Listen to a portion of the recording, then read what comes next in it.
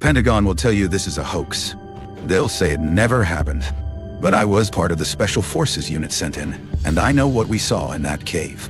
It was 2002, deep in the mountains of Kandahar. We got the call because another patrol had gone completely silent while tracking insurgents. Radio silence for that long meant one of two things. Their gear was fried, or they were all dead. Our mission was search and rescue, but we were geared for a fight. We flew in and started tracking their last known path on foot. After hours of trekking through brutal terrain, we found their trail. It led directly to the mouth of a massive cave that wasn't on any of our maps. Something felt wrong immediately. We found scattered gear outside. A helmet, a busted radio, but no blood. It was way too quiet. The entrance was huge, looking less like a natural cave and more like it was dug out by something enormous. There was this awful musty smell coming from inside, like an old butcher shop left out in the sun. We stacked up and moved in, our rifle lights cutting through the pitch black. The cave went deep. After about 50 yards, we found what was left of the other patrol. Their gear was mangled, torn apart with incredible strength. And there were bones, human bones, snapped like twigs and picked clean. That's when we heard it. A deep, guttural growl from further in the cave. It wasn't human, and it wasn't any animal I'd ever heard. Suddenly, a figure emerged from the shadows. It was massive.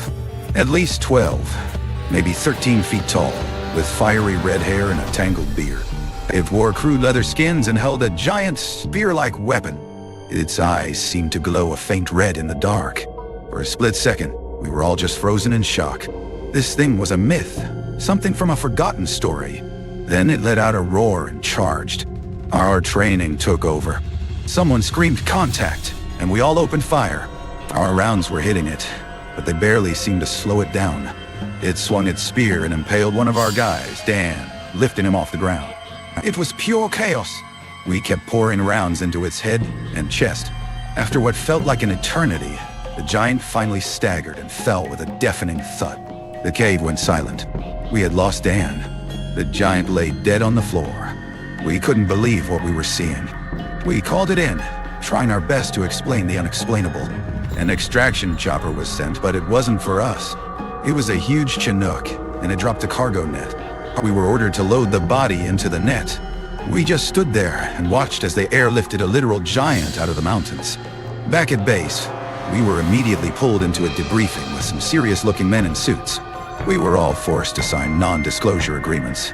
The official story was that we were ambushed by insurgents, and Dan was killed in action. The giant never existed.